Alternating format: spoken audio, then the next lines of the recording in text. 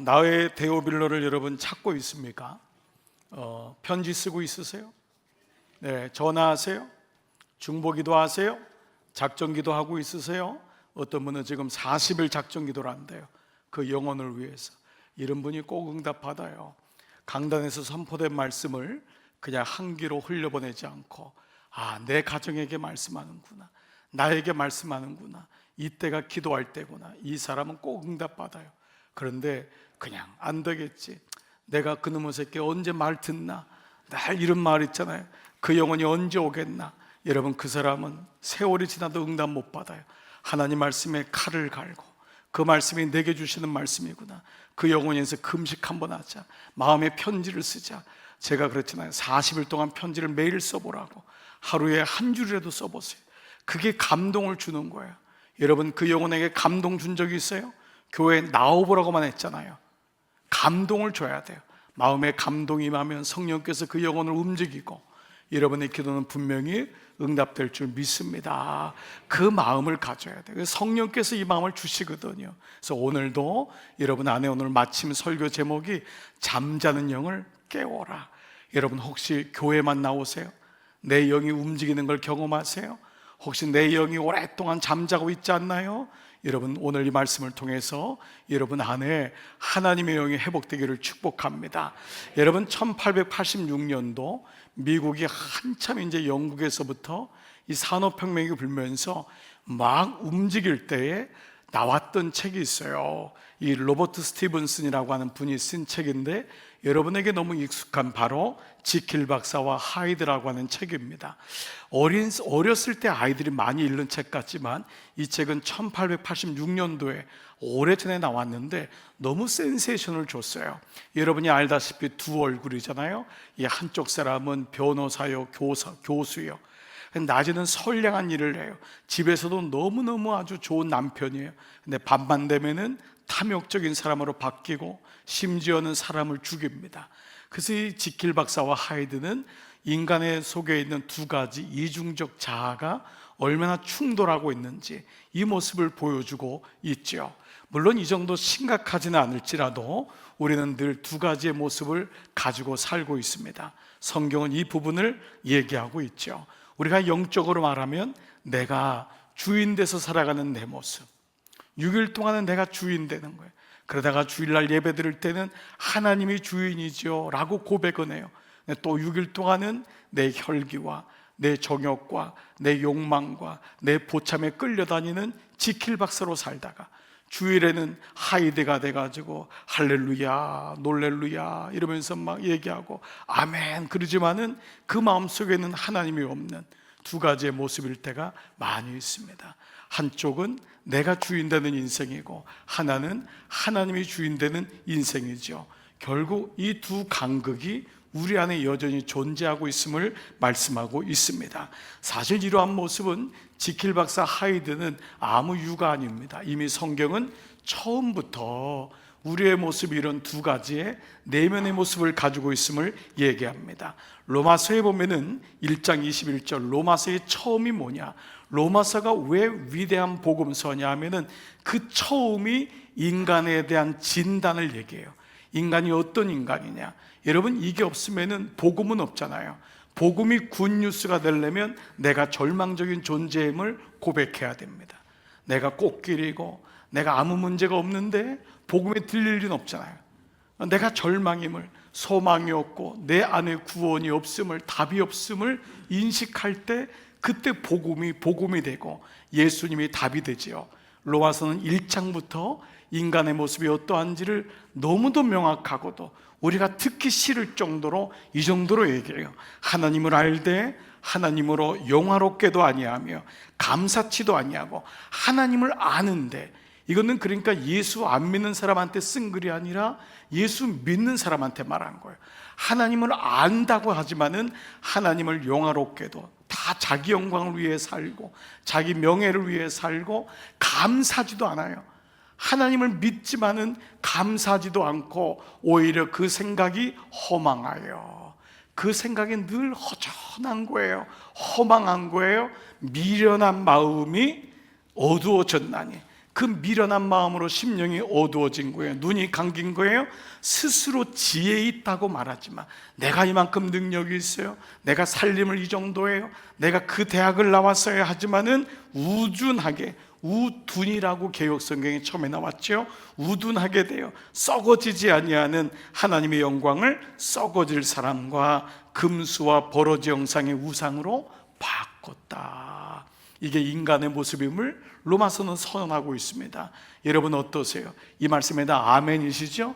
우리는 알고 있으니까. 복음을 가진 사람은 로마서가 사실은 놀랄 말씀은 아니에요. 그러나 분명히 다시 알아야 돼요. 우리의 모습이 이러하구나. 이러하기 때문에 예수님의 십자가가 필요한 줄 믿습니다. 이렇기 때문에 오늘도 우리가 예배에 나온 거잖아요. 그냥 이 시간 TV 보는 것보다 은혜 받는 게 나니까 그 정도가 아니라고요. 우리는 은혜 없으면 살 수 없습니다. 그 마음이 정말 있기 때문에 오늘도 이 자리에서 오늘도 예배하고 기도하는 줄 믿습니다. 자, 그렇지만 동시에 우리가 원래 어떤 모습이고 어떻게 회복될지를 로마서는 또 얘기하고, 그 다음 모든 서신서는 그 말씀을 얘기해요. 우리에게 절망만 선포하는 게 성경이 아니죠. 우리의 현 주소가 어떠함을, 우리가 하나님을 떠난 모습이 어떠함을 얘기하고, 동시에 복음이 들어왔을 때, 십자가가 들어왔을 때 우리가 어떻게 회복되느냐. 베드로서 1장 4절 다 같이 이로써 시작. 이로써 그 보배롭고 지극히 큰 약속을 우리에게 주사 이 약속으로 말미암아 너희로 정욕을 인하여 세상에서 썩어질 것을 피하여 신의 성품에 참여하는 자가 어떻게 해요? 신의 성품에 하나님처럼 된다는 거예요. 우리 안에 신의 성품이 있대요. 이게 뭐냐? 하나님의 형상으로 회복된다는 거예요. 우리가 하나님의 형상으로 지음받았잖아요. 그런데 그 처음 조건이 뭐냐? 이처럼 보배롭고 그 보배롭고 지극히 큰 약속, 그 언약의 예수 그리스도의 복음, 십자가를 우리에게 주셨는데, 이 십자가는 어떤 약속이냐면 이 약속을 받아들이는 자마다 너희로 정욕으로 인하여 세상에서 썩어져서 죽을 인생이 아니라 하나님의 형상이 회복돼요. 신의 성품에 참여하는 자가 된다. 주님과 동행하면서요, 주님의 마음을 알고 주님의 역사에 동참하고 주님의 가치, 주님의 그 은혜를 몸으로 체험하는, 이론이 아니라 십자가가 내 안에 오니까 우리는 다 죽을 수밖에 없고 버러지 같은 우상을 섬기고 정욕으로 인하여 늘 마음이 허전하고 늘 어둡고 지혜가 없고 그랬던 우리가 하나님의 형상으로 회복됨을 말씀하고 있습니다. 그러니까 이런 의미에서요, 오늘 본문은 두 사람이 등장하는데, 오늘 여러분 전체적인 스토리 중에 짧게 읽었어요. 두 사람 누구죠? 첫 번째는 사도 바울, 또 한 사람 뭐죠? 나면서부터 한 번도 걷지 못한, 개역성경에는 나면서부터 안진병이 된 자, 이 두 사람이 등장합니다. 우리는 오늘 이 말씀을 통해 두 사람 안에 어떤 내가 있는지, 사도 바울도 자기를 보게 되는 이 시간이 이 시간이에요. 그리고 나면서부터 안진병이었던 그 사람도 내 안에 어떤 내가 있는지를 드디어 보게 된 겁니다. 사도 바울도 보세요. 평생을 복음을 모르고 자기 욕심에 끌려 다녔던 사람이에요. 그리고 이 나면서부터 안진병이 뭐죠? 이 모습은 인간의 하나님을 떠난 모습이 어떠한지를 말씀하고 있죠. 오늘 새벽에도 우리 정 목사님이 말씀을 묵상하면서 사도행전 3장에 처음 등장했던 사도행전 기적이 미문 앞에 앉아있는 안진병인데, 그가 나면서부터 걷지 못한 자임을 말씀하고 있어요. 바로 그 모습은 하나님을 떠난 인간의 모습이 어떠한지를 보여주고 있는 말씀이잖아요. 그 말씀이 오늘 또 등장하는 거예요. 나면서부터 걷지 못한 사람, 이거 뭐죠? 완벽한 절망이에요. 하나님을 떠난 인간의 모습이 어떠한지를 사도행전은 계속해서 말씀하고 있는 거예요. 그때 성령이 그 안에 들어가야지만이 행전이 된다는 거예요. 그 사람이 성령이 들어갈 때, 그러니까 사도행전은 성령행전과 사람행전, 이 두 가지가, 우리는 하나님의 영이 없으면은 우리는 어리석은 사람이 되고, 우리는 우상을 따라다니고, 우리는 아는 것 같지만 헛똑똑이고, 우리는 결국 내 욕망으로 보챔을 갖다가 그냥 이 세상에서 사라지는 그런 존재임을 말씀하면서 성령이 들어갔을 때 그 사람의 생각과 그 사람의 삶이 어떻게 달라지는지를 얘기하죠. 자, 그런데 오늘 본문은요, 이 나면서부터 안진병이 된 사람에게 놀라운 일이 일어납니다. 자, 9절 한번 보겠어요. 바울이 말하는 것을 듣거늘 바울이 주목하여 구원받을 만한 믿음이 그에게 있는 것을 보고, 자, 이 말씀을 한번 여러분 잘 한번 묵상해 볼게요. 자, 큰 소리로 이르되, 사울이 뭐라 그랬죠? 바울이 내 발로 바로 일어서라 하니 그 사람이 일어나 걷는지라. 자, 오늘 이제 이 말씀을 좀 묵상을 할 텐데, 사울이나 사도 바울이나 나면서부터 안진병이 된 사람이나 이 두 사람에게서는 너무도 놀라운 사건이 됩니다. 바울도 자기 안에 이런 치유하는 믿음이 있다는 것을 알게 돼요. 바울은 굉장히 합리적인 사람이에요. 바울은 이성적인 사람이에요. 그는 머리가 큰 사람, 이런 가슴이 뜨거운 사람이 아니에요. 아주 냉철하고 합리적이고 자기 생각에 어긋나면 안 하고 완벽주의자고. 여러분이 알고 있는 사도 바울은 변화된 모습이에요. 이 초창기 모습이거든요. 사울은 굉장히 이성적인 사람이라고요. 근데 그 사람 안에, 자기 안에 치유하는 믿음이 있다는 것을 그가 깨닫게 돼요. 즉 이 말씀 뭐냐면, 우리 모두에게 하나님이 치유하는, 회복해야 하는 믿음을 주셨는데 바울은 모르고 있었던 거예요. 또 하나, 나면서부터 안진병이 된 사람 입장에서도 자기에게 이런 치유받는 믿음이 있는 줄을 몰랐어요. 나면서부터 앉았으니까 자기는 어떤 생각할까요? 나는 평생 죽을 때까지 그냥 이렇게 사는구나 라고 생각했던 거예요. 그런데 그 사람 안에 이런 믿음이 있는 줄을 그 안진병이도 몰랐던 거예요. 그래서 오늘 본문은요, 짧은 구절이지만 오늘 묵상할 거는 어떻게 사람들 내면에 어떠한 놀라운 이런 변화가 일어나는지를 아주 자세하게 기록하고 있어요. 먼저 치유를 받은 나면서부터 안진병이 된 자, 걷지 못한 자를 한번 묵상해 볼게요. 먼저 성경은 이 사람이 하나님의 말씀을 듣고 있었다는 것을 언급해요. 자, 한번 보세요. 첫 번째 말씀이 뭐라 그러죠? 바울이 말하는 것을 9절에 보니까 뭐라 그랬죠? 듣거늘. 왜 이 9절이 여기 들어가 있을까요? 이런 말씀은 동사가 이제 하나님이 주어라는 걸 우리는 알잖아요. 사실 새벽에도 그렇고 동사를 찾는 게 대단히 중요해요. 주어는 찾았으니까. 주어를 찾은 사람의 묵상은 동사들이 어떻게 워킹하냔 말이에요. 이게 살아서 움직이는 것을 보는데, 이 바울이 말하는 걸 이 사람이 들었다 그랬어요. 우리가 너무도 잘 아는 로마서 10장 17절, 이제 뭐 지긋지긋하게 여러분이 암송하지만은, 그러므로 이 모든 믿음에 대해서 설명한 거예요. 그러면서 뭐라고 하냐? 그러므로 믿음은 다 같이요, 들음에서 나며, 그 들음은 뭐라고요? 그리스도의 말씀으로 말미암는다. 들어야지 사는데 그 듣는 게 뭐를 듣냐? 그리스도의 말씀이라는 거예요. 아, 믿음의 출발은 말씀을 듣는 데서 시작하는구나. 듣는 게 굉장히 놀라운 거구나. 듣는 게 굉장히 중요한 거구나. 모든 관계는 들으면서 시작하는 거예요. 여러분, 우리가 어릴 때 부모님으로부터 지긋지긋하게 들은 게 뭐죠? 제발 말 좀 들어라.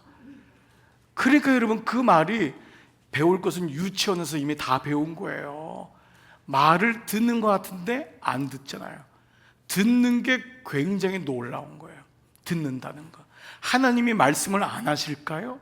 지금도 여러분에게 지금까지 그렇게 말씀하셨어요. 근데 여러분이 지긋지긋하게 안 들으셨어요. 하나님이 말씀하지 않은 분, 그분은 말씀이잖아요. 그분이 그냥 말하기 위해서 계신 분이에요. 그분은 계속 말하는데 우리가 귀를 막고 있었고 그분의 음성을 못 듣는 거죠. 듣는 게 놀라운 거구나. 모든 관계는 듣는 거예요. 그렇습니다. 말씀이 들려야 하는구나. 들리기만 하면은 역사가 시작됩니다. 되는구나. 내 안에 믿음이 심겨지지 않는 이유는 듣지 않고, 그래서 들려지지 않기 때문에 그래요. 들리질 않는 거예요. 내가 듣지 않는 거예요. 여러 가지 이유가 있죠. 여러 가지 장애물이 있죠. 그러니까 말씀이 안 들리는 거예요. 그런데 은혜를 경험하고 나면 여러분 어떤 효과가 있죠? 말씀이 들리기 시작하는 거예요. 말씀이 들리기 시작하는 거예요. 그래서 여러분 설교학에서 아주 중요한 이 언어의 이 말이 있어요. 들리는 설교를 해라.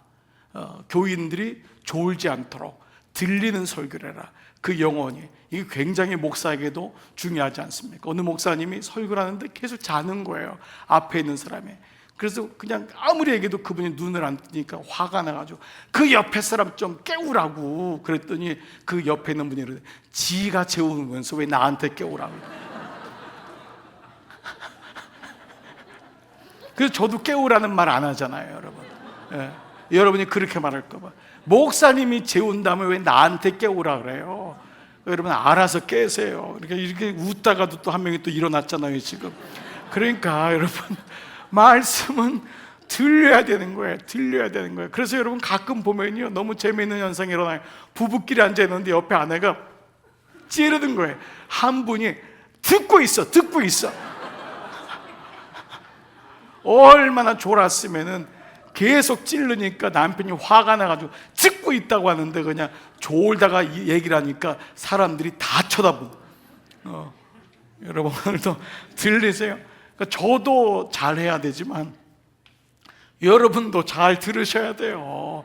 그러니까 저도 안 들리도록 말씀을 전하고, 여러분도 잘 듣고. 피곤하시죠? 사실은 오늘 하루 온종일 일하고, 오늘 또 우리 목회실하고 우리 여러분들은 장례가 2개나 터져가지고 여러 군데 가셔서 차 안에서 많이 시간들 드리고 힘들으셨을 거예요. 또 하루 종일 일하신 분도, 가사 일을 돌본 분도 그렇고, 여기 청년들도 하루 일하고 여러분 달려오느라고 얼마나 피곤해요. 그렇지만 오늘도 하나님 말씀이 들려야 될 줄 믿습니다. 이것만이 살 길이기 때문에, 말씀 들리는 것만이 살 길이기 때문에. 왜냐하면은 말씀이 능력이기 때문에. 말씀이 안 들리면은 내 영이 죽어 있는 거예요. 말씀이 들려야 돼요.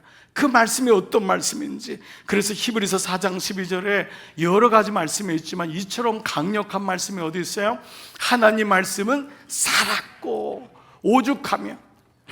원래 이 말씀의 원어가 가로 열고 가로 닫고 시퍼렇게 살았고, 이렇게 얘기하고 싶을 정도로. 어떤 분이 하나님 살아있다고 해도 맹숭맹숭하니까 시퍼렇게 살아있다고. 하나님은 살았고 말씀은 살았고. 그냥 하나님은 살았고 해도 될 텐데 하나님 말씀은 살았고. 하나님이 말씀으로 오셨기 때문에 말씀이 안 들리면은 안 들리는 거구나. 내 영이 지금 잠자고 있는 거구나. 그 말씀은 살아있을 뿐만 아니라 뭐지요? 운동력 있는 거, 막 움직이는 거예요. 그 말씀이 들어오면 이 말씀 자체가 움직이는 거예요. 그러니까 내가 안 움직일 수가 없는 거예요. 그 말씀이 들어오니까 그 미지근한 심령과 그렇게 판단하고 정죄하고 이성적으로 예리했던 내가, 그 하나님의 영이 불이 들어오니까 그 말씀 자체가 움직이고 활력 있는 거예요. 움직이는 거예요. 게다가 좌우에 날선 어떤 것보다도 예리하니까 나의 그 견고한 성들, 딱딱하게 굳었던 마음들을 베는 거예요. 홍과 영과 및 관절과 옷을 찔러 쪼개기까지 하고, 이 쪼갠단 말은 벤단 말이거든. 그 날카로운 게 팍 베는 거예요. 그리고 경관진을 파괴시키는 거예요. 옛날의 칼은, 또 로마인의 칼은 예리하기도 하지만 강철로 돼가지고 바위를 깨뜨리거든요. 우리의 견고한 이성, 우리의 무너지지 않는 자아, 남들은 모르는 고집, 내 안에 한 고집하잖아요. 다 내 안에 이 뭉쳤던 상처로 위장한 내 마음, 방어 기제, 건들지 마세요. 건들지 마세요. 성령님도 건들지 마세요. 나 여기까지만 기도하겠습니다. 어떤 분은 정말 이런 고백을 해요. 은혜 받는 게 두렵대요. 내가 지금 즐기고 있는 게 요게 좋은 거예요. 은혜 받으면 술도 못 먹을 것 같고, 은혜 받으면 즐기던 담배도 끊어야 될 것 같고, 은혜 받으면 노래방 이런데 가라오케 이런데도 못 갈 것 같고. 정말 그래요. 사실은 은혜 받으니까 그게 나쁘고 좋은 게 아니라 이제는 아는 거예요. 여기다 시간을 허비하지 않는 거예요. 예, 은혜 받으니까. 그런데 아직까지도 말씀이 안 들리니까 은혜 받으니까 그런 것 같아요. 그래서 어느 날 예배 끝나고 가면서 이렇게 한대요. 은혜 받을 뻔했네 이러고 한대요. 큰일 날 뻔했다고. 오늘 은혜 받을 뻔했다고. 목사님 말씀에 깜빡 속을 뻔했다고. 나도 모르게 아멘이 나와가지고 막 입을 딱. 여러분, 그런 분이 있으면은 여러분 도와주세요. 그거 나쁜 거 아니다. 하나님의 은혜처럼 좋은 게 어디 있냐. 그거 세상의 술 아무리 먹어도 매일마다 토악질하고 매일마다 그 짓 하는데 하나님 성령의 술을 먹어야지. 그거 세상에 그냥 담배 뽀끔뽀끔한 그 연기 말고 기도의 향기를 내야지. 기도의 연기가 올라가야지. 언제까지 그 폐가 구멍 뚫리는 그거 가지고 살겠냔 말이에요. 인사할 때 안녕하세요 했는데 담배값이 떨어지니까 목사님도 한 대 하실래요? 이렇게. 몇 년 전이지만 요즘은 정말 많이 줄으셨어요. 이 교회, 여기 교회 왔다 갔다 하다가 담배 손으로 꺼가지고 화상 입은 사람 지금 몇 명이에요. 지금 저 만나가지고 너무 놀래가지고 화들딱 놀래가지고 끈다는 거를 이거를 주머니에 넣고 손으로 꺼가지고 막 뜨거워 죽겠는데 막 말은 못하고. 자수하여 광명 찾으시기를 축복합니다. 이제 그거 재미없다고요. 여러분, 노래방 물론 가족들하고 가는 거 어쩔 땐 괜찮아요. 가서 스트레스 풀고. 아니, 우리 교우 중에도 노래방 하는 분이 있는데 제가 가지 말라 그러면 그 집 어떡하겠어요. 여러분, 가서 고상한 찬송가도 부르고 오늘처럼 주의 보혈 능력이 또다. 거기 있어요. 노래방에 여러분 주의 보혈이 있어요. 찬송가 있어요. 아세요, 여러분? 예, 그 찬송가 있어요. 그 말은 뭐예요? 저도 갔다 왔단 말이잖아요. 갔다 왔단 말. 그런데 노래방 가지 말란 말이 아니라 이제는 그런 게 이게 옛날에는 정말 이거 없으면 못 살 것 같은데 은혜를 받으니까 이게 해도 안 해도 자유가 생기는 거예요. 갈 수도 있지만 안 갈 수도 있고 그게 조정이 되는 거예요. 조정이. 예, 정말 하나님 은혜 가운데 이게 모든 게 주님의 은혜로 가능하구나. 안 할 수도 있고 할 수도 있고. 예, 그 은혜가 되는 거죠. 그러니까 이 말씀이 이렇게 중요한 거예요. 이 말씀을 들으니까 내 안에 잠자고 있는 또 다른 나, 하나님의 자녀인데 하나님의 자녀인 걸 잊어버리고 살았던 내가 반응하기 시작한다고요. 그 악한 영은 두려워 떠나게 되죠. 말씀이 들어오면 떠나요. 그러면서 그 잠자고 있던 영이 일어나기 시작하죠. 내 안에 또 다른 내가 말씀에 반응하는 거예요. 성령은 깨우기 시작하고 깨우니까 내 영이 반응하는 거예요. 내 영이. 그러니까 예수를 오래 믿었는데 기도도 안 하고 찬양도 없고 묵상도 없었던 사람이 말씀이 들리니까 하고 싶다. 하면 좋겠다. 나도 할 수 있을까? 이런 마음이 생기는 거예요. 우리 교회 같이 지금 말씀 묵상을 이렇게 강조하니까 사실은 이슬 위에 젖는 거예요. 어떤 분들 마음속에 해야 될 것 같은 거예요. 하면 좋겠다. 이런 마음들이 반응하는 거예요. 뭐죠? 살았으니까. 사는 것만 반응합니다. 죽은 사람은 반응하지 않잖아요. 그러나 살아있는 것은 반응하는 거예요. 오늘도 여러분의 영이 반응하기를 축복합니다. 그 살았기 때문에 하나님 말씀은 살았고 내 영도 사는 거예요. 그 말씀이 들려오면은 내 영이 찔림을 받고 그 영이 움직이기 시작하는 거예요. 그래서 하나님 말씀을 살았기 때문에 하나님의 숨, 하나님의 호흡이라고 합니다. 그 말씀이 호흡이라고 하는 거예요. 창세기 2장 7절 여호와 하나님이 땅의 흙으로 사람을 지으시고 제일 먼저 한 게 뭐냐면 생기를 그 코에 불어 넣으신 거예요. 생기를 불어 넣었다. 이 생기가 숨이에요. 하나님이 부른 거예요. 이게 생기예요. 숨을 불어 넣은 거예요. 그 코에다가. 근데 이 숨이 뭐냐면 루아흐예요. 루아흐란 말이 히브리 말이지만 이 말이 성령이랑 같은 어원이에요. 그러니까 우리 안에 그 호흡을 불어 넣는데 죄로 인해 우리가 호흡을 잃어버린 거예요.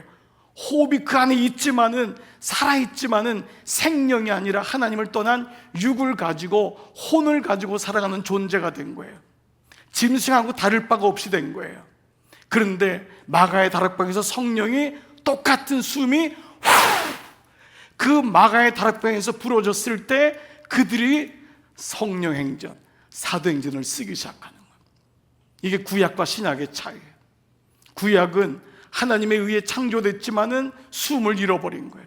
우리는 생명이란 말이에요. 살아있는 존재인데 성령을 잃어버린 거예요. 율법 안에 갇혀버린 거예요. 근데 예수님께서 오심으로 내가 너에게 약속한 성령을 받을 때까지 움직이지 마라, 나가지 마라.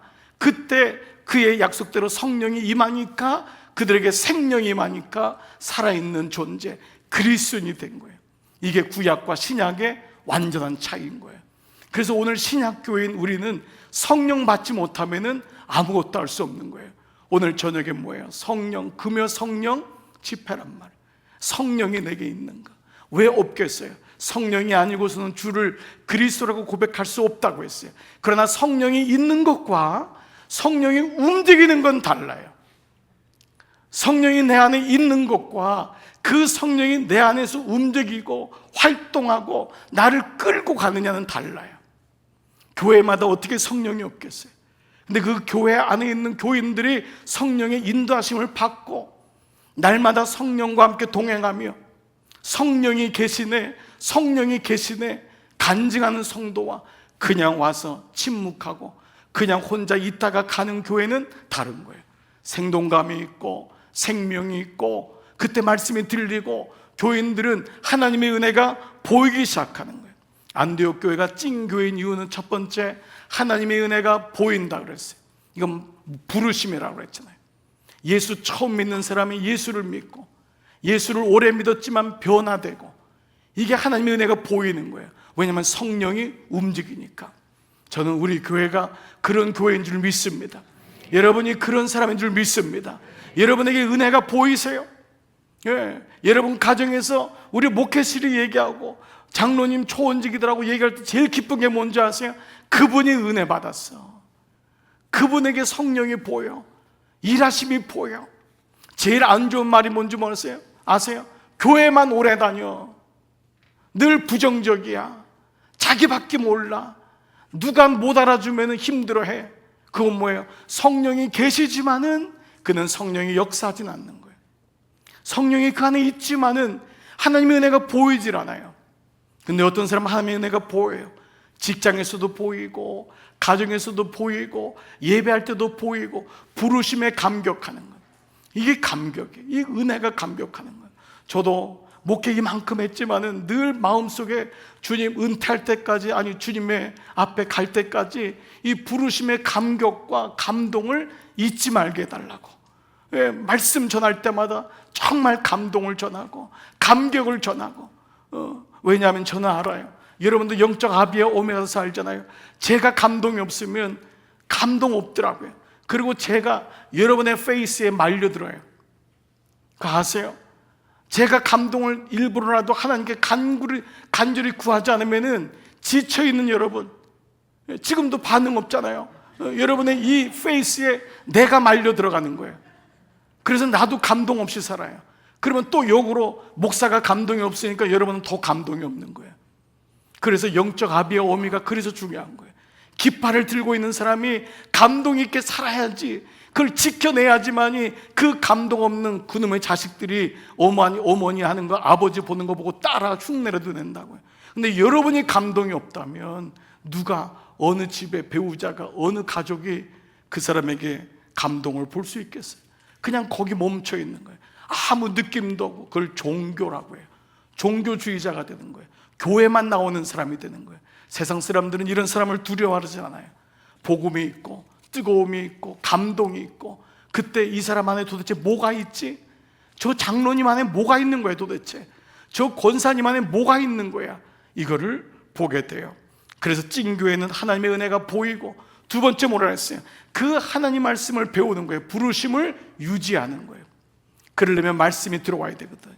그래서 말씀을 배우는 교회인 거예요. 반응하는 거예요. 첫 번째는 부르심의 감격이 있고, 그 부르심의 감격이 있는 사람들이 말씀을 받음으로, 배움으로 유지하면서 반응해 나가는 거죠. 그래서 여러분, 반응을 훈련하셔야 돼요. 여러분, 저도 대화를 많이 하지만요, 대화하면은 제일 좋은 사람이 반응하는 사람이에요. 정말 말하기 싫은 사람이 반응하지 않는 사람이에요. 여러분, 예배도 하나님도 마찬가지예요. 하나님이 그렇게 말씀을 주는데 눈만 껌뻑껌뻑하고 누구 돌아가셨는지 아무 아멘도 안 하고, 여러분 그러면 하나님도 너무 답답해할 거예요. 어쩔 땐 때로 우리가 반응을 연습해 본 적이 없구나. 정말 반응을 연습해야 되겠다. 어떤 분이 그러더라고요. 목사님 오셔서 3년 만에 오른손이 올라갔습니다. 3년 걸렸대, 오른손 올라가는 게. 그래서 제가 그랬어요. 한번 숫자를 세보니까 몇 년 더 있으면 왼손도 올라갈 것 같아. 그 다음에 이제 발도 올라가고. 이 오른손 움직이는데 3년 걸렸대요. 말씀하는데 아멘 얘기하는 게 몇 년 걸리는가. 그 정도로 우리는 반응이 약한 거예요. 여러분, 하나님 말씀에 반응하는 것을 자꾸 배우셔야 돼요. 말씀을 들을 때도 어렵죠. 그래도 그 말씀 앞에 가야 돼요. 아멘, 아멘, 아멘. 찬양할 때도 이 찬양이 내 찬양이고, 이렇게 반응하는 예배와 멀뚱멀뚱 쳐다보는 예배는 완전히 달라요. 예배 드린다가 아니라 예배하셔야 돼요. 예배하다, 예배 안으로 들어가야 돼요. 하나님 앞에 반응해야 돼요. 그럴 때 교회는 살고 성도는 그 말씀을 받아들이는 거예요. 그래도 마귀가 뺏어가는데, 여러분 오늘 반응을 연습하시기를 축복합니다. 그래서 여러분이 이 시간도 그 마음을 좀 갖고, 그래, 말씀마다 좀 아멘, 아멘. 그리고 그때 내 옆에 있는 사람도 여러분은 한 번은 쳐다볼 수 있어요. 아멘, 아멘은 저 안 하던 사람이 왜 그러지? 이럴 수도 있고, 놀래서라도 쳐다볼 수 있어요. 그런데 한 번 쪽팔림이 되지, 한 번 지나가면 돼요. 아니, 쪽팔린다 이런 단어를 쓰다니. 한 번 지나가면 되는 거예요. 그 다음에 그 사람이 뭐 여러분의 영혼을 책임져줘요? 책임져줘요? 아니잖아요. 그런데 오히려 나중에 역전되는 거예요. 그 사람이 여러분의 아멘 소리를 듣고, 아, 말씀에는 반응하는 거구나. 여러분 찬양할 때 용기를 해보세요. 하나님께 나아가보세요. 뭐 손 하나 드는 게 그렇게 어려우세요? 어떻게 아무 감사치도 않고 영화롭게도 아니하고, 로마서 1장에 나왔다 그랬잖아요. 찬양은 온 몸으로 드리는 거잖아요. 예? 찬양대 안 그래요? 예? 할렐루야 찬양대. 예? 그런 감동이 있어요. 지휘자부터 모든 사람은 감동이 있어야 되잖아요. 예? 속에 있는 얘기가 막 나오네. 예. 예? 감동이 있어야 돼. 감동이 없으면 여러분 그 영혼 죽은 영혼이잖아요. 정말 나이가 들어도 감동을 주는 분이 있어요. 젊은데도 감동을 주는 청년들이 있어요. 여러분, 내 안에 하나님의 말씀과 영이 들어오면 우리는 연습해야 돼요. 왜냐하면 오랫동안 안 해왔기 때문에, 오랫동안 말씀을 못 들었기 때문에, 오랫동안 봉오리로 살았거든, 오랫동안 기머거리로 살았거든. 그런데 이제는 그 말씀에 반응하는 거예요. 남은 시간 반응하는 이 은혜가 여러분에게 임하기를 축복합니다. 그래서 이 사람이 반응한 거예요. 10절을 봐보세요. 큰 소리를 이르되, 사울도 보세요. 바울도 반응하잖아요. 큰 소리 이르되 내 발로 바로 일어서라 하니, 첫 번째 사울이 하나님 말씀에 확신을 가지고 일어서라 했더니, 두 번째 그 사람이 일어나 걷는지라. 여긴 놀라운 구조가 있는 것 같아요. 첫 번째는 하나님의 말씀에 대한 명령이에요. 의심하지 말고 명령하라는 거예요. 두려워하지 말아라. 네가 하는 게 아니다. 여러분이 말씀을 전할 때 여러분의 능력이 그 사람을 변화시키는 게 아니에요. 우리는 거기서 춤추 타는 거예요. 난 말주변도 없고, 내가 보여준 것도 이 사람에게 별로인 것 같고. 그런데 여러분 놀라지도 말고 의심하지도 마세요. 여러분 그 말씀이 능력인 줄 믿습니다. 말씀이 능력인 거예요. 그러니까 사울이 겁도 났죠. 그렇지만 그가 큰 소리로 내 발로 바로 일어서라, 하나님 말씀을 대언한 거예요. 우리는 다 대언하는 거잖아요. 우리가 일으키는 게 아니잖아요. 근데 두 번째는 구조가 뭐냐면, 그 사람이 반응한 거예요. 주님은 일어서라고 말씀하고 나는 일어서고, 이게 두 가지가 같이 가는 거예요. 주님은 내게 말씀하는 거예요. 오늘도 이 시간 말씀을 주님께서 부족한 종을 통해서 말씀이 선언되면 여러분이 할 건 뭐예요? 일어나는 거예요. 반응하는 거라고요. 이거예요. 주님은 말씀하고 나는 일어서고, 이 구조가 지금 그 구조잖아요. 그래서 여러분이 영어로 책임이라는 말은 responsibility라는 이 말 있잖아요. 우리 책임져, 책임이 있어. 나는 가장의 책임이 있어. responsibility란 말은 response라는 반응과 ability라는 단어의 합성어예요. 그러니까 책임이 뭐냐? 반응하는 능력이라는 거예요. 책임이 뭐냐? 그 사람이 책임이 있다는 것은 말씀에 반응하고 하나님의 은혜에 반응하는 그 능력이 그 안에 있다. 그러면 진짜 반응이 중요한 거구나. 내 안에 반응하는 능력이 있나? 하나님은 그렇게 말씀하셨으면 나는 조금이라도 순종해서 한번 해보자는 거예요. 말씀에 반응해 보자는 거예요. 그러면 분명히 역사가 일어나는 줄 믿습니다. 여러분, 말씀에 반응하세요. 예배에 반응하세요. 기도에 반응하세요. 여러분 안에 잠자는 거인이, 여러분 안에 그 하나님의 형상 놀라운 자이언트가 내 안에 있단 말이에요. 우리는 하나님의 형상으로 지음받았기 때문에 하나님의 능력이 내 안에 있는 거예요. 사울도 몰랐던 거예요. 내 안에 치유하는 은혜가 있다니. 안진뱅이도 몰랐던 거예요. 내게 고침받는 능력이 있다니. 그 사람도 일어나잖아요. 사울도 대언하고 이 사람도 일어나잖아요. 그래서 이 말씀이 우리 안에 들어오는 순간 우리는 그 말씀으로 반응하는 거예요. 에스겔 3장 3절 보세요. 내게 이르시되 인자야, 내가 내게 주는 이 두루마리로 내 배에 넣으며 내 창자에 채우라 명령했어요. 말씀을 채워라. 너 창자에 아무리 먹어도 배고픈 그거 말고 말씀으로 채워라 했더니 그 에스겔이 어떻게 했어요? 내가 먹으니 그랬잖아요. 주님이 아무리 먹으라 해도 여러분이 안 먹으면 소용없어요. 내가 먹어야 돼요. 주님이 은혜를 주실 때 주님 제가 은혜를 받겠습니다. 일어나라고 하면은 일어나는 거예요. 네. 주님 제가 다시 일어날게요. 아무리 슬픔이 가득 차도 주님이 다시 용기를 주셔서 일어나라 하면은 주님 제가 일어날게요. 네, 바로 이거잖아요. 그렇습니다. 이 사건은요, 나면서부터 안진뱅이 된 이 사람만 자기 안에 있는 또 다른 나, 하나님의 능력과 형상을 발견하는 시간만은 아니었어요. 바로 이 명령을 대언한 바로 치유의 전달자, 그릇이 된 사울도 마찬가지였어요. 우리는 사울은 능력이 있고 병자들은 능력을 받는 거로만 생각하지만 그렇잖아요. 사실은 가르치는 자가 은혜를 더 받아요. 말씀을 전달하는 자, 그 자가 자기 안에 또 다른 내가 있음을 알게 돼요. 자, 이 바울의 감이 어떻게 진전되는지 한번 봐보세요. 바울은 이 환자, 병자를 주목하면서 그 안에 그가 구원받을 만한 믿음이 있음을 알게 돼요. 오늘 이 구절이 그 구절이에요. 보십시오. 고침을 받을 만한 믿음이 그에게 있는 것을 알고는, 이 구절이 있어요. 굳이 이런 구절들은 왜 필요할까요? 그냥 그가 나았다 그러면 되잖아요. 그런데 이 구절이 고침을 받을 만한 믿음이 그에게 있대요. 그러니까 일반적으로 뭐죠? 이런 믿음이 없는 사람이 태반인데 나는 그냥 이렇게 살아. 할 수 없지 뭐. 부모가 가난한데 뭐. 나는 원래 이것밖에 안 돼. 우리는 모두가 자기 철장 안에 갇혀 있는 거예요. 그래 자유함이 없는 거예요. 날아보지를 못하는 거예요. 근데 그 안에 놀랍게도 고침을 받을 만한 믿음이 그에게 있는 것을 뭐라고 했죠? 알았다 그랬어요. 영어 성경에 보면 이 말이 he saw, see의 과거로 he saw that, 그가 보았다 라고 하는 구절이 있지만은 이 구절이 다른 구절을 보니까 감지했다, perceiving이라는 단어를 써요. 감지했다. 사도 바울이 이걸 감지한 거예요. 저 안에 믿음이 있다는 것을 감지했다는 거예요. 감지했다. 감이란 단어가 쓰잖아요.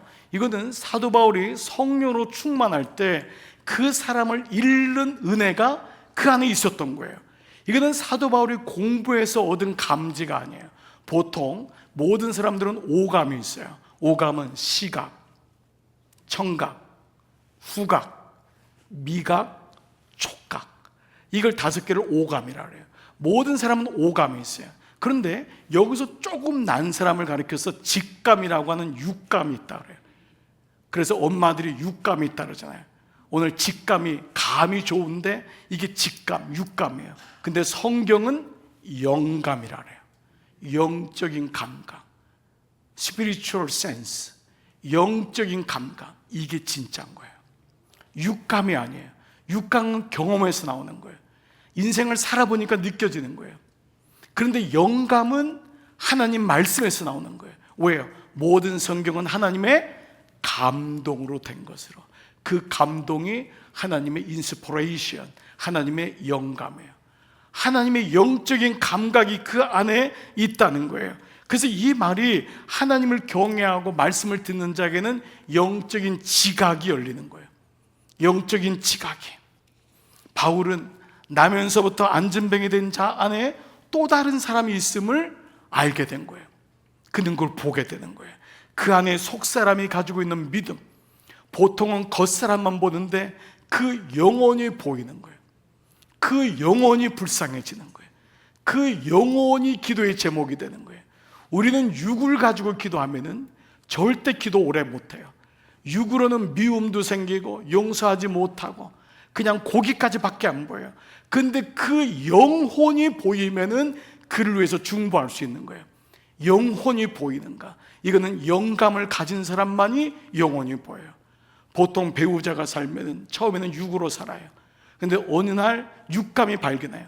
근데 부인이, 남편이 은혜를 받으면은 영감이 생겨요. 그러면 배우자를 위해 눈물을 뿌릴 수 있어요. 왜? 그 영혼이 보이니까.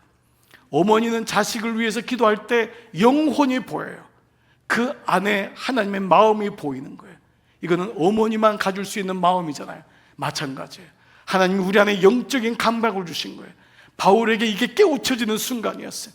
바울은 외형적인 스펙의 인생을 걸었던 사람이에요. 근데 그 사람에게 안진뱅이 된 자, 루스드라에서 걸어본 자도 앉아, 이 사람의 처신이나 이 사람의 삶은 거지겠죠. 뭐가 있겠어요. 근데 그 영혼이 보이는 거예요. 구원받을 만한 영혼이 보이는 거예요. 바울 같은 사람이라면 바리새파 사람, 귀부인들 이런 사람을 전도해도 될까 말까 한데, 지금 거러지 같은 사람, 아무 인생에 유익이 없는 사람, 이 거지 같은 이 영혼이 이 사람인데 그 영혼이 보이는 거예요. 이거를 이렇게 얘기하는 거예요. 그 속사람이 말씀을 받으면서 움직이고 있음을 느낄 수 있었다는 거예요. 그 영혼의 변화가 보이는 거예요. 영혼의 변화가. 그 경관벽이 무너지는 걸 느끼는 거예요. 그 말씀을 받을 때 그 속사람이 말씀을 받으면서 움직이고 있음을. 우리가 왜 그 영혼에게 말씀이 들리게, 여러분 유튜브를 그렇게 주고 쇼츠를 주고 교회에 한 번이라도 나와서 아빠 옆에 좀 앉아 있어라, 엄마 옆에 앉아 있으라는 것은 틈이 파시는 하나님이 그 영혼을 그때 만질지 모르기 때문에. 근데 그때 누가 알 거예요? 데려온 사람은 아는 거예요. 데려온 사람은, 그 영혼을 위해 기도하는 사람은 아는 거예요. 그 속사람이 말씀을 받으면서 움직이고 있구나. 정말 이 은혜가 놀라운 거예요.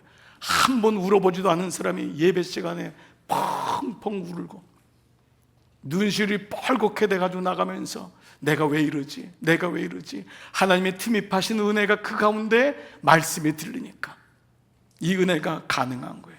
그래서 바울은 속사람을 향해서 얘기하는 거예요. 겉사람이 아니에요.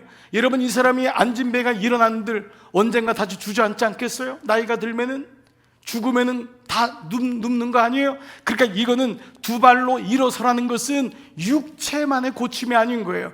그의 영혼이, 하나님과 떨어져 있는 영혼이 다시 일어나라고 하는, 그 속사람을 향한 영혼을 향해서 뭐라고 하죠? 큰 소리로 두 발로 똑바로 일어서시오. 당신의 두 발로, 당신 안에 하나님의 형상이 있습니다. 당신 안에 하나님의 능력이 있습니다. 당신의 두 발로 똑바로 일어서시오 라고 외치는 거예요. 놀랍게도 속사람이 반응하는 거예요. 그가 일어나는 거예요. 속사람이 일어나는 거예요. 생각해 보십시오. 물론 바울이 예수님을 극적으로 만났지만 말씀드린 대로 그는 지성인 중에 지성이에요. 합리적인 사람이에요. 히브리인 중에 히브리인이요, 베냐민 지파 소위 양반 계층이에요. 나면서부터 안진뱅이가 일어설 수 없다는 것을 그는 누구보다도 잘 알고 있는 거예요.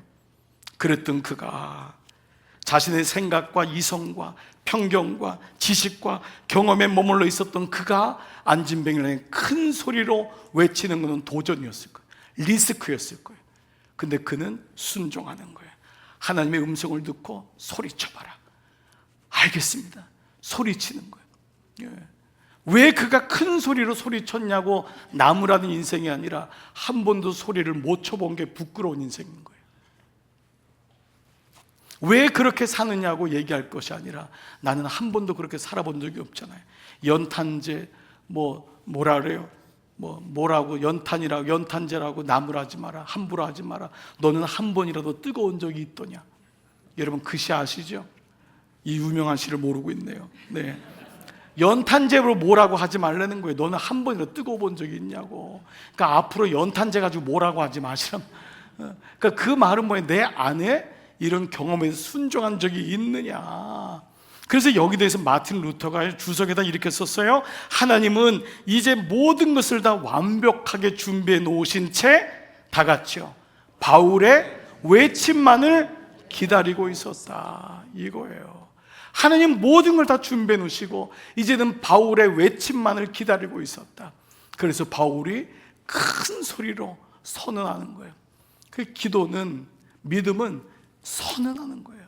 지금 눈앞에 있는 거 이것 보고 된다 안 된다 가름질하면 안 돼요. 이 사람을 향해서 이 사람은 안 돼, 저 사람은 돼, 이게 아닌 거예요. 하나님의 마음으로 그걸 보고 선언하는 거예요. 하나님 다 준비하는 거예요. 그리고 바울의 큰 소리 외침만을 기다리고 있었던 거예요. 여러분 우리의 인생도 가만 보세요. 하나님이 준비해 놓았는데 우리가 소리를 못 지르는 거예요. 하나님이 응답할 걸 준비해 놨는데 우리가 가만히 있는 거예요. 못해요, 안 돼요, 거기 멈춰져 있는 거예요. 물론 주님이 큰 소리를 안 쳐도 안진뱅이를 일으켜 세우실 수 있는 분이지만 그 바울에게 또 다른 것을 업데이트 시키는 거예요. 거기까지 한번 해봐라, 한번 움직여봐라, 못한다고만 하지 마라, 안 된다고 하지 말아라 라고 말씀하세요. 이스라엘 백성이 여러분 애굽에서 나와서 가나안 땅 들어갔을 때 제일 처음 만난 성이 어떤 성이죠? 여리고성. 여리고성. 여러분이 알지만 반응을 늦게 하니까 그러니까 내가 하는 거예요. 답답한 사람이 그냥 우물 파야지 뭐 어떻게, 여기도 파고 여기도 파고 그냥 나 혼자 다 해야지 뭐 어떡하겠어요. 여리고성은 사실상 이스라엘 백성의 힘으로는 안 되는 난공불락의 벽이에요. 왜냐하면 이스라엘은 청동기 문화고 아직 그 당시 여리고는 철기 문화인 거예요. 여러분 이게 싸움이 되겠어요? 진짜 결안으로 바위치기죠. 안 되는 거예요. 그런데 하나님이 이 여리고성을 무너뜨리면서 놀라운 전략을 주세요. 여러분이 알고 있지만 오늘 말씀을 통해 한 번 더 우리가 묵상해도 너무 좋을 것 같아요. 여호수아 6장 5절. 먼저 제사장의 역할이 있어요. 1번 제사장들은 나팔을 불래요. 사정 보지 말고 나팔을 불래요. 선언하래요. 그것도 길게 울래요. 포기하지 말래요. 나팔을 잡은 자, 제사장은 그 말씀을, 여러분이 모두 제사장, 왕 같은 제사장이잖아요. 여러분이 양강나팔을 불고 포기하지 말고 부르라는 거예요. 이게 이제 7일째 되는 거예요. 7일째 하는 거예요. 그럴 때 길게 불어서 그 나팔 소리가 두 번째 뭐죠? 너희에게 들릴 때에 그 소리가 이스라엘 백성에 들려야 돼요. 말씀이 선포되라는, 지치지 말고 하라는 거예요. 눈치 보지 말고. 두 번째 그 말씀이 들릴 때에 세 번째 뭐라 그랬어요? 그 다음 구절, 백성은 다 큰 소리로 외쳐 부르라는 거예요. 큰 소리로. 아니 작은 소리로 하면은 여리고성이 안 무너지고 큰 소리로 하면, 그래서 우리가 보통 기도할 때 어떤 분이 그러잖아요. 우리가 통성기도 죽겠지만 하나님이 기먹으리냐고, 썩어썩어 듣는다고. 맞아요. 하나님이 큰 소리 하면 듣고 작은 소리 하면 안 듣고 그건 아니잖아요. 근데 이건 뭐죠? 우리에게 간절함이 있냔 말이에요. 기도의 어떤 그 흐름을 좀 탈 줄 알고 함께 모였을 때 이런 시간에 좀 마음을 좀 놓고 하나님에게 부르짖고. 그러니까 이 금요 성령 집회는 공기가 다른 예배랑 다르잖아요. 사모하는 사람들이 오니까 기도할 때 이게 공기가 다른 거예요. 그렇게 큰 소리로 외쳐 부르라. 그리하면 그 성벽이 무너져 내릴 거다. 이 말도 안 되는 처방을 주신 거예요. 그런데 여러분 이 처방 전에 조건이 있었어요. 6일 동안을 한 바퀴씩 돌게 하잖아요. 하루에 한 바퀴. 6일 동안 그렇죠? 하루에 한 바퀴. 그리고 일주일 때 되는 날은 7바퀴를 돌게 하잖아요. 그러니까 그 전에 이미 조건이 있는 거예요. 하루에 한 바퀴 돌아. 근데 더 중요한 게 뭐냐 하면 아무 말도 하지 말고 돌라는 거예요. 여러분 이때 이 명령이 없었으면 얼마나 불평했을까요? 나오겠더니 이런 성을 처음 만나게 하고 하나님 살아계신 거야. 얼마나 마음에 불평이 막 불만이라 못해요, 안 돼요, 매일마다 그럴 거 아니야. 스스로 그냥 죽는 거예요. 근데 그때 아무 말 하지 말아라, 아무 말 하지 말아라. 6일 동안 믿음으로 돌아라. 7일에는 7바퀴 돌고 제사장의 양난합할 소리가 들리면은 그때에 그 가지고 있던 소리를 외쳐서 불러라. 그러면 여리고성에 눈 녹듯이 녹아질 것이다. 오늘 이것은 이스라엘 백성에겐 너무도 큰 리스크였어요. 도전이었어요. 근데 하나님을 믿느냐 안 믿느냐, 큰 소리냐 작은 소리냐 문제는 아닐 거예요. 오늘 내 입술에는 안 돼요, 못해요, 죽었어요, 메뚜기 같아요, 저들은 거인이에요, 나는 아무것도 없어요, 부모님이 준 것도 없고 나는 아무것도 안 돼요 라고 하는 자기 철장 안에 갇혀있는 영혼들이 너무도 많은 거예요. 근데 하나님은 전능하신 하나님이라고 하잖아요. 늘 고백할 때마다 전능하신 하나님이라고 말은 하지만 나는 또다시 철장으로 들어가는 거예요. 문을 닫고 건들지 마세요, 나 안 나갈 거예요 라고 말씀하는 것이죠. 그래서 여리고성에 대한 유머는 한국교회에 너무도 이거는 해도 끊이지 않는 유머가 있잖아요. 목사님이 이 설교를 한다면 너무 성령 충만해가지고 주일학교 가지고 아이들한테 물은 거 아시잖아요. 얘들아, 여리고성은 누가 무너뜨렸니? 애들이 똑같이 반응, 하나님이요 이럴 줄 알았더니 아이가 대답을 못하는 거예요. 가만히 있는 거예요. 옆에 선생님이 보다 못해서 한마디 거들었잖아요. 목사님, 얘가 한 게 아닙니다. 얘가 무너뜨린 게 아닙니다. 목사님은 또 열받아가지고 아니 뭐라고 했더니 부장님이 뭐라 그래요. 제가 얘를 오랫동안 지켜봤는데 정말 얘는 여리고성을 무너뜨릴 애가 아닙니다. 그랬더니 옆에 재정장로님 뭐라 그래요. 목사님, 내년에 예산 세우겠습니다. 이렇게 말하는데도 안 웃는 분은 도대체 이게 우리에게 주는 의미가 뭔지를 말씀하고 있죠. 내 두 발로 일어서라, 선포하라는 거예요. 오늘 이 밤에도 여러분 이 믿음으로 여러분 보지 말고, 지금의 현상 보지 말고, 상황 보지 말고, 그 사람 보지 말고 믿음으로 기도하는 게 진짜 기도인 줄 믿습니다. 그게 선언하는 거예요, 선포하는 거예요. 그렇습니다. 그래요. 근데 안에는 내가 알지 못하는 내가 있는 거예요. 자, 진단해 볼게요. 로마서 7장 23절. 내 지체 속에서 다른 한 법이 내 마음의 법과 싸워 내 지체 속에 있는 죄의 법 아래로 나를 사로잡아 온다는 거예요. 내 안에 하나님의 은혜를 가지고 나가려고 하는데 자꾸 나를 붙잡고 있는 또 다른 법이 있다는 거예요.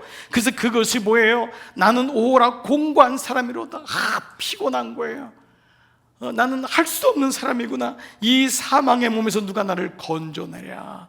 성령이 없는, 그리스도가 없는 사람의 대부분 이 마음속에 멈춰 있는 거예요. 늘 자랑 싸우는 거예요. 여기 멈춰 있는 거예요. 근데 여기 처방이 어디 있죠? 살리는 복음이 있단 말이에요. 복음이 들리니까 잠자는 영이 일어나는 거예요. 로마서 8장 1절 다 같이 크게 한번 읽을게요. 시작.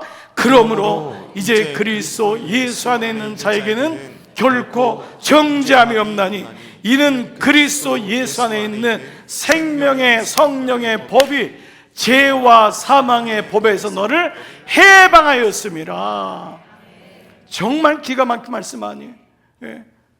죽음에서 우리를, 그 상처에서, 그 자기 방어에서 늘 안 된다고 하고 언제까지 상처 얘기할 거예요?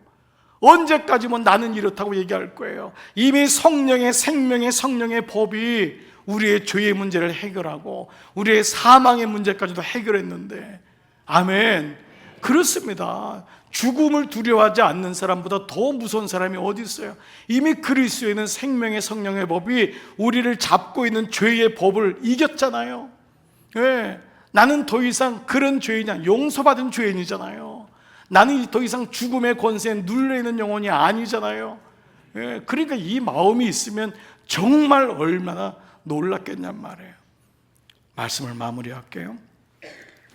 예수님 공생애 속에 여러분 기억나는 말씀이 있을 거예요. 그만 아들이 귀신에 걸려 있는데 아버지가 예수님께 나와요. 나와서 뭐라고 하냐? 마가복음 9장 22절.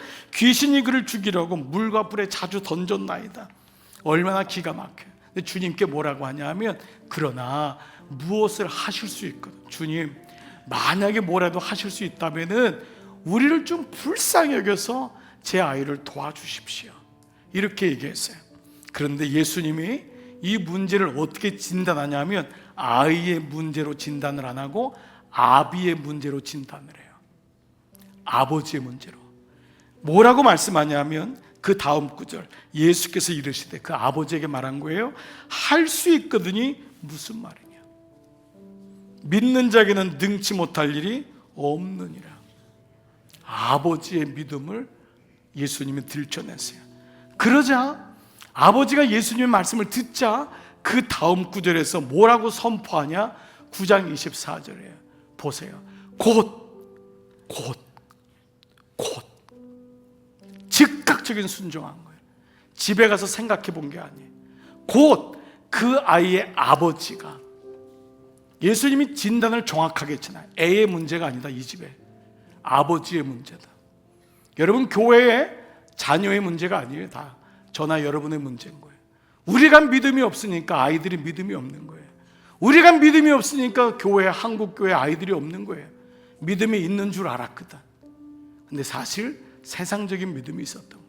성령의 법이 아니었던 거예요. 그런데 이 아버지가 이걸 깨우친 거예요. 곧 희망이 있는 거예요. 뭐라 그러죠? 아이의 아버지가 소리를 질러 이르되 내가 믿나이다. 지금 소리를 질러 이르되가 계속 반복되는 건 뭐예요? 확신을 가져라. 두려워하지 말아라. 의심하지 말아라. 이 아이는 내 거다. 너도 내 거지만 이 아이 내 거다. 내가 고쳐줄 거다. 여러분 이 고백이잖아요. 그래서 나의 믿음 없는 것을 도와주소서. 이게 오늘 우리 교회를 향한, 한국교회를 향한 처방 아닐까요? 나의 믿음 없는 것을 용서하소서. 아이들이 믿음 없는 게 아니에요. 사실이요. 내가 믿음이 없는 거예요. 내가 믿음이 없는 거예요. 그러다 보니까 아이가 보니까 엄마 아빠 믿는 거 보니까 별로보다. 오늘 이 말씀이 우리에게 찔림으로 온다면 불편하지만 주님 제가 남은 시간 정말 좀 제대로 한번 믿어볼게요. 주님 저에게 믿음을 주세요. 이런 고백을 할 수 있지 않을까. 사랑하는 여러분, 오늘 여러분 안에 하나님께서 잠자는 영을 깨우라고 하십니다. 그리고 이렇게 말씀하는 것은 질책이 아니라 너가 너무 귀하다는 거예요. 너가 일어나면은 집이 다 일어설 수 있단다. 그러니 다시 용기를 내라, 힘을 내라 말씀하는 거예요. 시편의 9절에 모든 9절에 뭐죠? 내 영혼아 여호와를 송축하라. 내 속에 있는 것들아 여호와를 송축하라. 내 속에 하나님의 영이 잠자지 않고 일어나서 활동하고 그 영이 나를 깨우고 오늘 성령과 여러분 동행하고 다시 일어서고 오늘도 찬양하고 기도할 때 주님 제가 이런 마음 가지고 주님 앞에 고백하고 기도의 자리로 나가겠습니다. 이 은혜가 우리 모두에게 다시 일어나는 오늘 저녁 되기를 주님의 이름으로 축복합니다. 아멘. 아멘.